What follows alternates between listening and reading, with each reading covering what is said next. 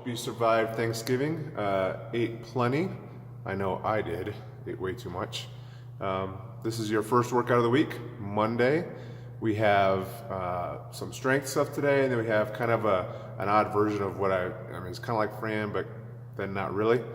We're gonna start with warming up, and then we're gonna come over here to the rig, set up some bars, and we're gonna find a 5-rep max overhead squat. So this is a good chance to practice the technique of the overhead squat. You're doing a 5-rep max, so you get lots of reps, lots of repetitions.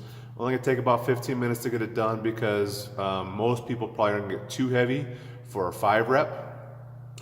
Just keeping that bar stabilized overhead for 5 reps is gonna be tough. When you're doing it, make sure you have those shoulders are nice and active. Try to get those elbow pits facing the ceiling, really strong shoulders, and really actively push up on that barbell.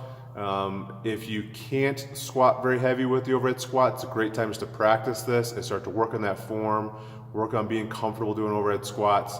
Let's not immediately default into doing a back squat or something like that, but let's try to work on overhead squats and see if you can make yourself a little bit better.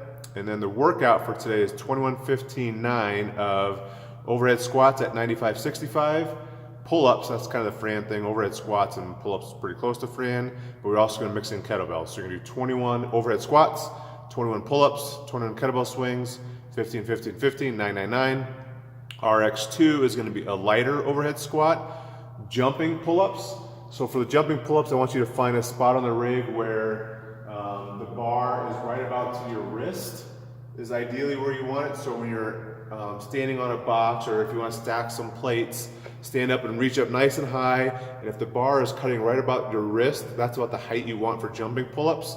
I want to see jumping pull-ups today because this should be a highly, I don't want you wasting time getting in and out of bands. I want you overhead squats, more of the pull-ups, do some pull-ups, try to get that full extension at the bottom.